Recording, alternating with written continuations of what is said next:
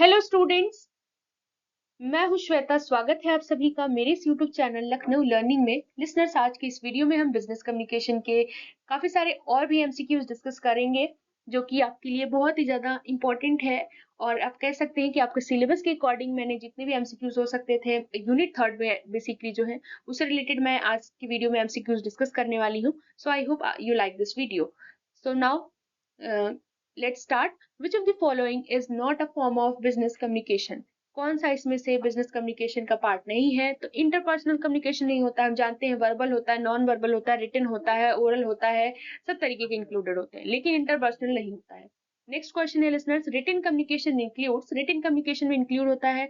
तो आप आंसर तो देख ही रहे हैं, क्योंकि मैंने सारे आंसर दे दिए हैं ताकि आपको परेशानी ना हो लिसनर्स। तो इसमें आंसर क्या है? ईमेल है। रिटन कम्युनिकेशन में मैंने क्या बताया कि हम इसमें रिटन रिकॉर्ड रखते हैं, इसमें कोई भी ओरल का कोई लेना देना नहीं होता है, यानी रिटन चीजें रखते हैं, है ना। कोई भी इंफॉर्मेशन डिलीवर करते हैं सामने वाले पर्सन को तो रिटन में इंफॉर्मेशन ही होती है या मैसेज होती है। ये किसी भी फॉर्म में हो सकती है। जैसे कि आपने देखा होगा कि पहले के टाइम पे क्या होता था, रिटन कम्युनिकेशन ज्यादा होता था, क्योंकि ओरल हमारे पास ना फोन होते थे ना कुछ भी ऐसा कुछ नहीं होता था कि जिससे कि हम सामने वाले पर्सन को अपनी बातों को कहकर बता दें। या तो फेस टू फेस करे तब हो सकता था। अगर मान लीजिए कि जैसे काफी चीजें हो गई, जैसे पहले फोन वगैरह नहीं यूज होते थे तो लेटर का यूज किया करते थे लोग। तो क्या है, ये भी एक तरीके का रिटन कम्युनिकेशन है। तो ईमेल इसका जो है इसमें इंक्लूड होता है। नेक्स्ट है ओरल कम्युनिकेशन इन्वॉल्व्स। तो अभी मैंने बताया ओरल कम्युनिकेशन में आप फेस टू फेस कम्युनिकेशन करते हैं, ओरली चीजों को डिलीवर करते हैं, तो वो होता है ओरल कम्युनिकेशन। ओरल कम्युनिकेशन में जैसे कि आप सामने वाले व्यक्ति से सामने सामने बात कर रहे हैं, या फिर आप टेलीफोन का यूज कर रहे हैं, और या फिर वॉइस मेल का यूज कर रहे हैं, वीडियो कॉन्फ्रेंसिंग की बात कर रहे हैं, वे बात कर रहे हैं, और या फिर कोई भी ऐसी चीज जो कि आप मैकेनिकल डिवाइस का यूज करके आप सामने वाले से कम्युनिकेट कर रहे हैं, तो ये सब ओरल कम्युनिकेशन में आएंगे। तो जाहिर सी बात है, स्पीचेस और प्रेजेंटेशन जो होती है ओरली होती है। जाहिर सी बात है, आप अगर स्पीच देंगे तो एकदम चुप होकर के तो देंगे नहीं, पता चल रहा है सामने वाले को समझ ही नहीं आ रहा, तो फिर क्या होगा? फिर आगे आप जानते हैं कि क्या हो सकता है। तो स्पीचेस में क्या होता है, हम बोल करके ही अपनी बातों को व्यक्त करते हैं सामने वाले पर्सन को। नेक्स्ट है non verbal communication includes. Non verbal communication में बहुत सारे इसमें क्या इंक्लूडेड होता है नॉन वर्बल में? तो नॉन वर्बल में हमारी बॉडी लैंग्वेज इंक्लूड होती है, यानी कि हम अपने हाव भाव से, अपने जेस्चर से, अपनी बॉडी लैंग्वेज से अपने सामने वाले पर्सन को बताने की कोशिश करते हैं। जैसे कि आपने देखा होगा क्लासरूम में अगर हम कोई भी चीजों का आंसर करते हैं, या फिर शैतानी करते हैं, या फिर घर में भी शैतानी करते हैं, तो सिर्फ क्या करते हैं पेरेंट्स, थोड़ा सा आंख दिखा देते हैं, तो उससे हम समझ जाते हैं कि हाँ, मतलब वो कह रहे हैं कि अब नहीं करना है, नहीं तो आगे फिर बैंड बजा सकते हैं वो लोग। तो इससे हम क्या करते हैं, समझ जाते हैं, बॉडी लैंग्वेज से ही समझ जाते हैं। जैसे क्लासरूम में क्या होता है, टीचर्स जो होती हैं, अगर मान लीजिए उन्होंने कोई क्वेश्चन पूछा, तो सामने वाला पर्सन जो है, सामने वाला जो बच्चा है वो आंसर कर रहा है, अगर सही होता है तो मुस्कुरा देती है, हाँ ठीक है। लेकिन जरूरी नहीं कि वो बोलेंगी ही, लेकिन गलत होता है तो फिर अपना सर जो नाम हिला देती है। तो ये भी एक तरीके का नॉन वर्बल कम्युनिकेशन है। So I hope you understand this question. Next question है आपका, technology of business communication encompasses. यानी कि हम जानते हैं लिसनर्स की टेक्नोलॉजी का कितना इंपॉर्टेंस है आजकल के टाइम में, और खास करके बिजनेस कम्युनिकेशन में। तो इसमें क्या क्या आता है? ईमेल आता है, इसके जरिए हम ईमेल कर पाते हैं, वीडियो कॉन्फ्रेंसिंग हो पाती है, कोलैबोरेशन टूल्स, मतलब बहुत सारी चीजों का यूज कर पाते हैं। टेक्नोलॉजी नहीं थी तो कितनी प्रॉब्लम्स हुआ करती थी। हमें क्या करना पड़ता था, रिटर्न में अगर कुछ जैसे देनी है तो हम लेटर का यूज करते थे, है ना। लोग भेजते थे, पहले तार वगैरह भी भेजी जाती थी, तो उसके थ्रू, या फिर आप कह सकते हैं कि काफी सारी ऐसी जो रिटन इन्फॉर्मेशन होती थी वही जाती थी, वो भी बहुत टाइम लग जाता था सामने वाले पर्सन के पास पहुंचने में। पता चला तब तक वो अभी आज हम भेज रहे हैं और कितने दिन बाद जाके पहुंच रहा है। लेकिन आज ऐसा नहीं है, टेक्नोलॉजी की हेल्प से हम तुरंत तुरंत अपनी सारी चीजों को शेयर कर पाते हैं, तुरंत तुरंत हम फोन का यूज करके जो भी हम चाहे, जो भी इंफॉर्मेशन चाहे डिलीवर करना कर सकते हैं। नेक्स्ट है peculiarities of communication in Indian organisation में इंक्लूड। सो पेक्युलैरिटीज का क्या मतलब होता है लिसनर्स यहाँ? इसका मतलब होता है खासियत, यानी कि जो कम्युनिकेशन की खासियत है इंडियन ऑर्गेनाइजेशन में, उसमें क्या इंक्लूड होता है? तो strict adherence to hierarchical structure, मतलब हायरार्की स्ट्रक्चर ज्यादा होता है, उस पर ज्यादा स्ट्रिक्ट रहते हैं लोग। नेक्स्ट है, नेक्स्ट क्वेश्चन की बात करें, conflict management involves. Conflict management में क्या होता है? Addressing conflict openly and constructively. कौन सा इसमें से बिजनेस कम्युनिकेशन का पार्ट नहीं है? तो इंटरपर्सनल नहीं है। नेक्स्ट क्वेश्चन की बात करें, non verbal communication includes body language. ये क्वेश्चन रिपीटेड है, तो इसको मैं स्किप कर रही हूँ लिसनर्स। तो जैसा कि आप लिसनर्स स्क्रीन पर देख रहे हैं, in the context of communication in Indian organization which cultural aspect influences the communication style, emphasizing respect for authority and hierarchy। यानी कि कम्युनिकेशन के संदर्भ में बात करें तो कौन सा कल्चरल एस्पेक्ट ज्यादा प्रभावित करता है कम्युनिकेशन के स्टाइल को, उस पर जोर देता है, उसके अथॉरिटी और हायरार्की के रिस्पेक्ट पे जोर देता है? तो पावर डिस्टेंस। नेक्स्ट है what role does saving face play in communication with in Indian organization, Indian organization के अंदर सेविंग फेस क्या रोल प्ले करता है कम्युनिकेशन में? तो इट में lead to indirect communication to avoid embarrassment, ये इनडायरेक्ट कम्युनिकेशन करता है जिससे कि हम एम्बेरसमेंट को हटा सकते हैं, अवॉइड कर सकते हैं।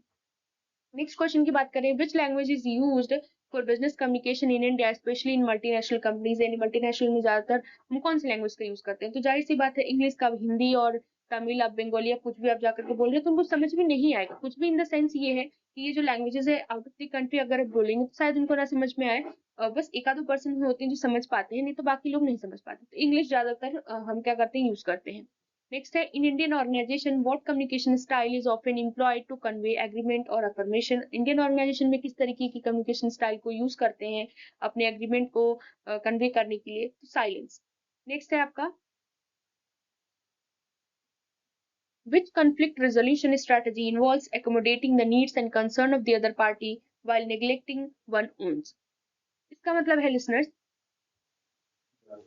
तो कौन सा कॉन्फ्लिक्ट रेजोल्यूशन स्ट्रेटजी इन्वॉल्व होता है जब भी हम दूसरे पार्टी की नीड एंड कंसर्न को मॉडिफाई करने की बात करते हैं, जब भी उसको निग्लेक्ट किया जाता है, तो इसमें आता है एकोमोडेशन।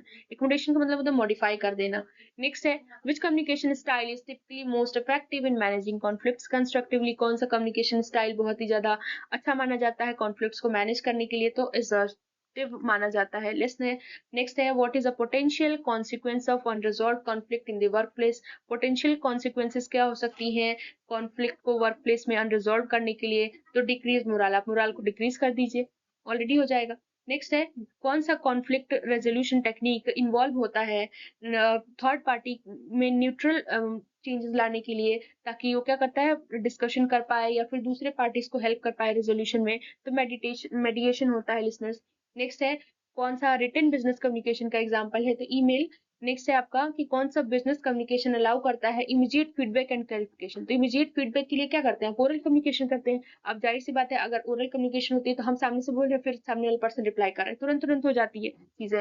नेक्स्ट है कि किस तरीके के कम्युनिकेशन में एक्सचेंज ऑफ इंफॉर्मेशन ऑर्गेनाइजेशन के अंदर होता है? तो इंटरनल कम्युनिकेशन में।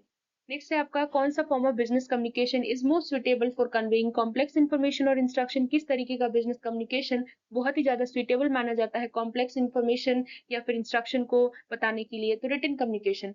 जाहिर सी बात है लिसनर्स, अगर आप ऑर्गेनाइजेशन में जाएं तो ज्यादातर चीजें रिटन में ही होती हैं, ओरल बहुत कम चीजें होती हैं। जैसे अगर आपको रिवॉर्ड भी दिया जाता है तो रिटन में आपको प्रॉपर एक सर्टिफिकेट के तौर पे दिया जाता है, तो वो हमेशा के लिए रहता है, तो भी एक तरीके का क्या होता है, मोटिवेशन ही होता है।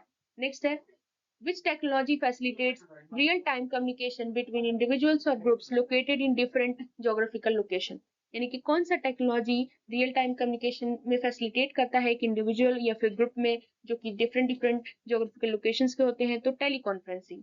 नेक्स्ट है, which type of software is commonly used for managing customer interaction and communication in a business, किस तरीके के सॉफ्टवेयर को हम यूज करते हैं कस्टमर से इंटरेक्ट करने के लिए और बिजनेस में कम्युनिकेशन के लिए? तो लिसनर्स इसका आंसर है कस्टमर रिलेशनशिप मैनेजमेंट का हम यूज करते हैं। नेक्स्ट क्वेश्चन की बात करें, which of the following is a feature of modern email communication that enhances efficiency and organisation, यानी कि ईमेल कम्युनिकेशन का कौन सा एक आपको फीचर बताना है जो कि एफिशिएंसी और ऑर्गेनाइजेशन को बढ़ाने का प्रयत्न करता है?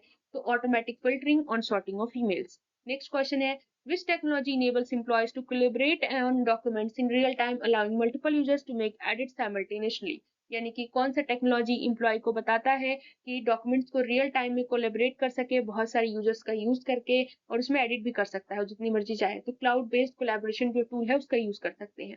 नेक्स्ट क्वेश्चन की बात करें, सो लिसनर्स आई होप आपको जितनी भी क्वेश्चंस मैंने इसमें कराए हैं वो सब क्लियर हो गए होंगे। तो आज के लिए बस इतना ही। लिसनर्स, अगर वीडियो पसंद आया हो तो लाइक शेयर एंड सब्सक्राइब करना ना भूलिएगा, और इससे रिलेटेड कोई भी इशू होती है तो आप मेरे कमेंट सेक्शन में कमेंट करके बता सकते हैं। लिसनर्स, कमेंट में ये जरूर बताइएगा कि आपको ये वीडियो कैसा लगा, इससे क्या होता है हमें भी थोड़ी सी मोटिवेशन मिलती है ताकि हम आपके लिए नए नए वीडियोस लाते रहें। और जरूर लाइक करिएगा, अपने दोस्तों के साथ शेयर करिएगा ताकि उन तक ये यूजफुल वीडियो पहुंच सके। Thank you.